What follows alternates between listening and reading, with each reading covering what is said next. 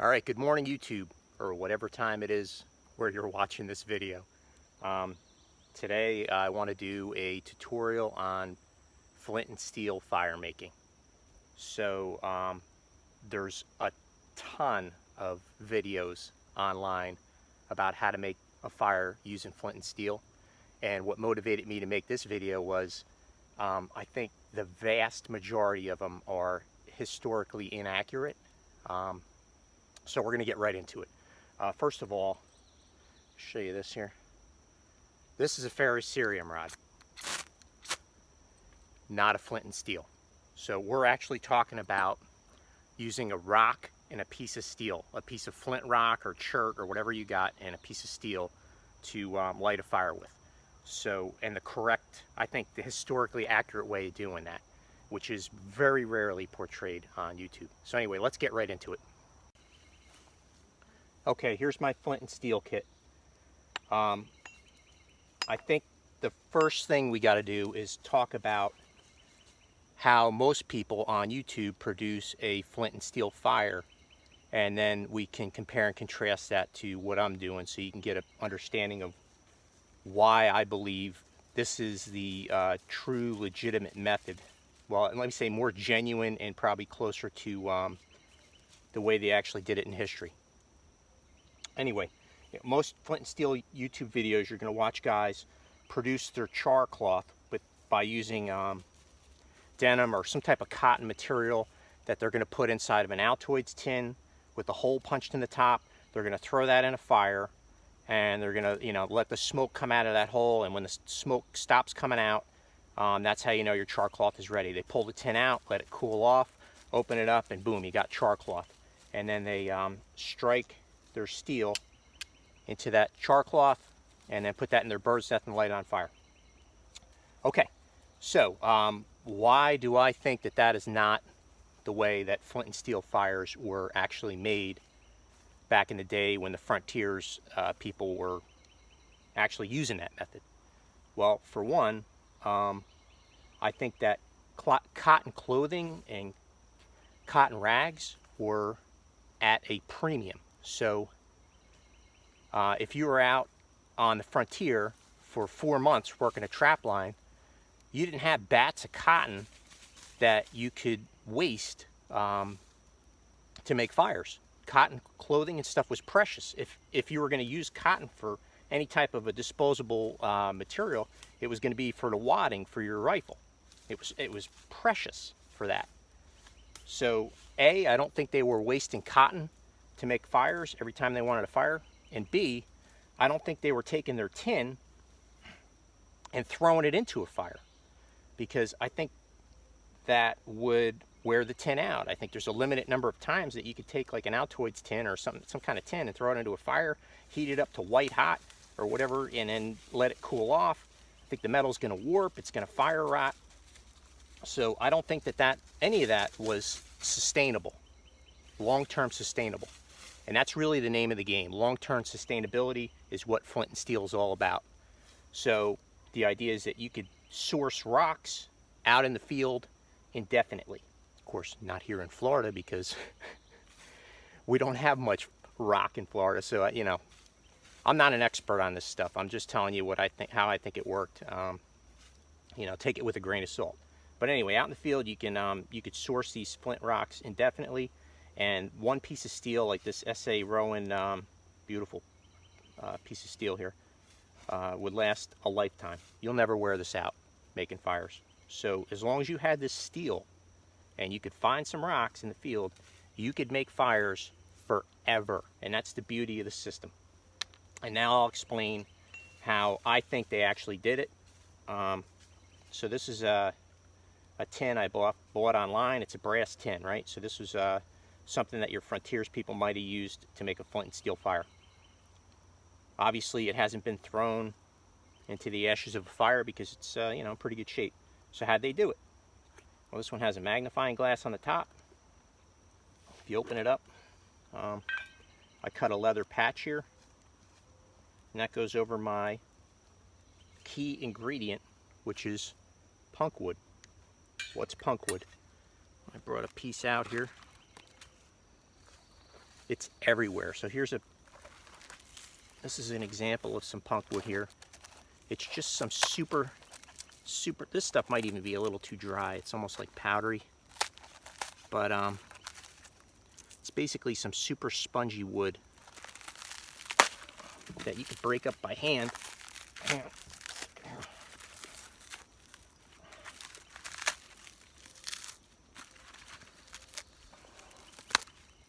there we go. There's a decent piece here. So this stuff is everywhere. It's basically a rotten tree. And you could take this and put it in your tin.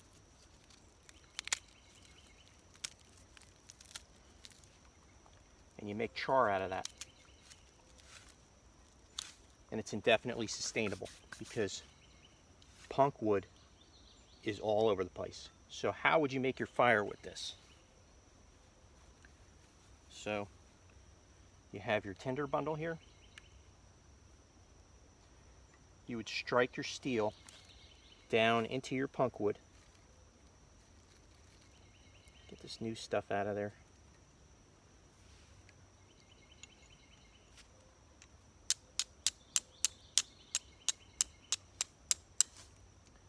Okay, there we go. I got that one piece going there.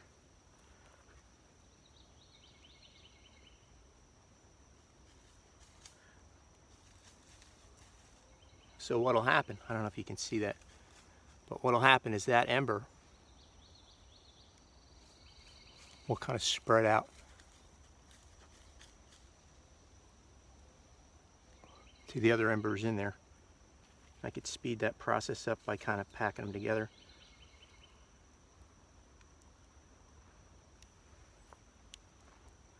But you can see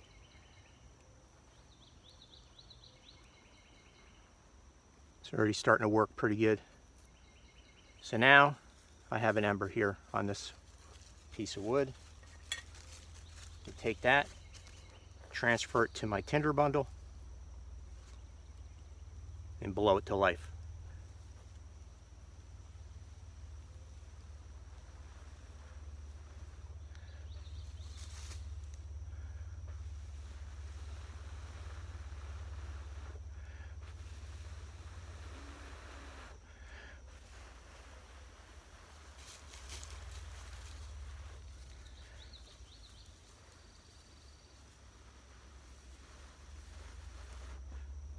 Just like that.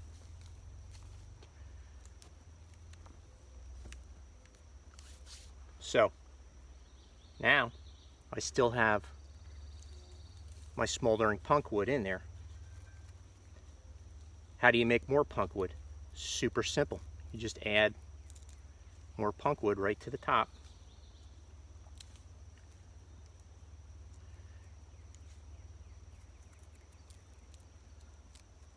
Just like this. Obviously it's got to be dry, right? So you don't want to have wet punk wood going in there because that's going to cause problems.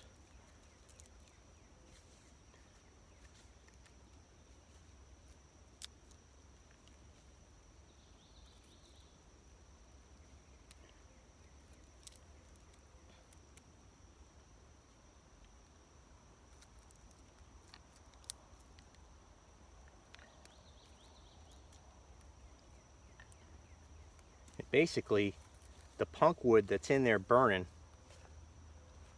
will char this punk wood.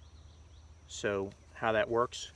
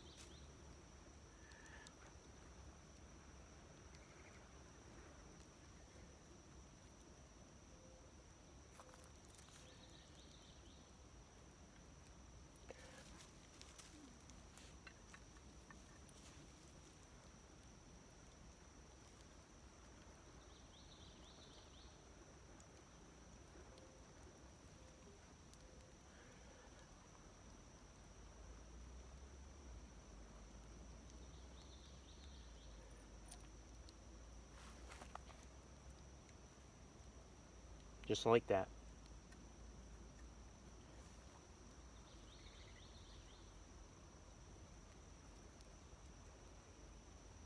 If I blow at it long enough, it'll actually light it on fire, which is not a problem. I'm okay, totally okay with this lighting on fire.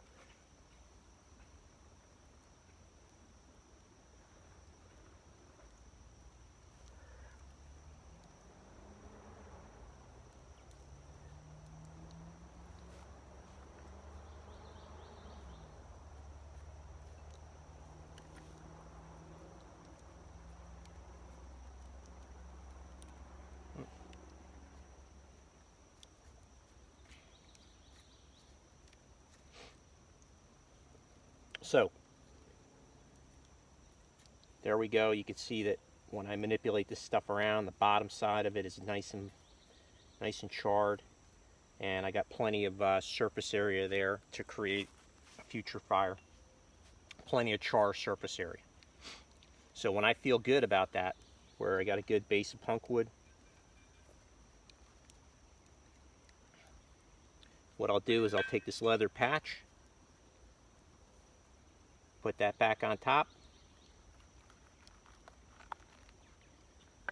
close my lid. That shuts the oxygen off.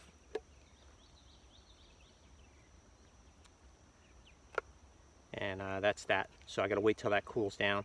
And then, by the way, with this tin, it has a magnifying glass on the top, so I can actually use that magnifying glass on a sunny day to get that punk wood started, so I'm not even using my steel. So that's how it's done. I think that's how the pioneers did it back in the day. And this kit here is kind of expensive.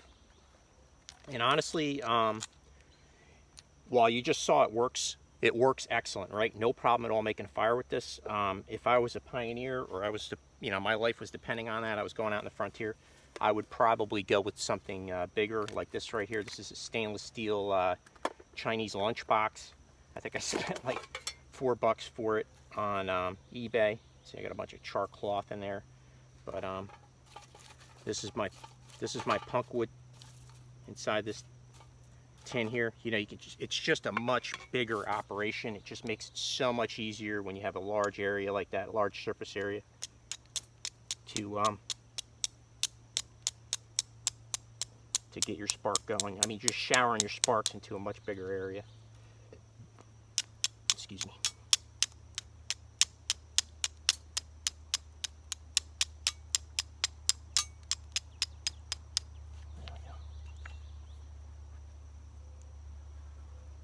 Same concept. So I got a piece of wood going down in there. Already got a huge ember. So with a tin like that, I mean, you could go for probably weeks worth of making fire without even having to look for punk wood, because the tin is that big. It just holds so much more wood. And then in an emergency, you could dump this punk wood out and use it for boiling water or whatever. So this would be ideal for somebody on the frontier or wherever. If you were in an indefinite no resupply situation, this thing would work great. So I just wanted to show you that real quick. And then when you're done, you just put your lid on. That shuts the oxygen off. Good to go. So, in conclusion, I think that's how flint and steel fires were actually produced back in the day, using punk wood and not cotton, and not throwing your tin into a fire. And that's how you produce more char in the tin. Easy peasy. Let's see if we can see how this thing's doing. Yeah, there you go. So I got a nice mixture of fresh punk wood and charred stuff. And a lot of this charred stuff is char that we just made.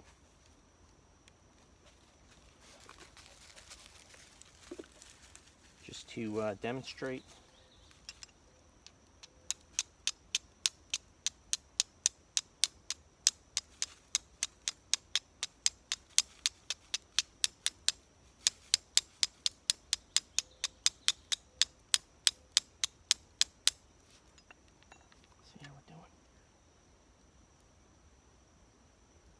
Got one right there.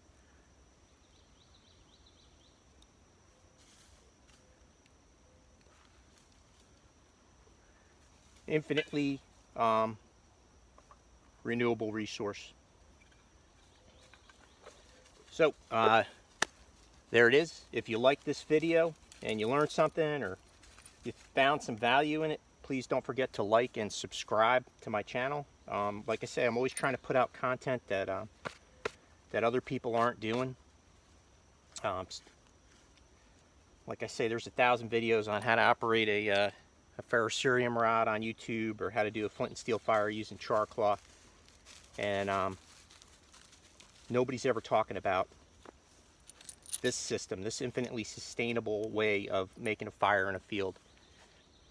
Like I said, as long as you have this steel, or a piece of steel, it doesn't even have to be this one, and you have some rocks and you can identify chert, and you have a tin, an airtight tin. My preferred one would actually be this Chinese lunchbox, $3 lunchbox. As long as you have these two items, infinitely sustainable fire. And even if you didn't have this, you could take that punk wood. I mean, as long as you get your first fire going, you could take a bunch of that punk wood, you could light that on fire, and then dig a hole and smother it in the hole so it deprives it of oxygen until it goes out, and then dig that hole up, recover that punk wood, and you could use your steel to light that on fire just the same. So even if you didn't have a tin, as long as you had a piece of steel, a steel knife, right, a 1095 steel knife, you could produce fire in the field infinitely if you know what you're doing. So there you go. Nobody talks about that. Like I say, hope you enjoyed the video. Have a good day.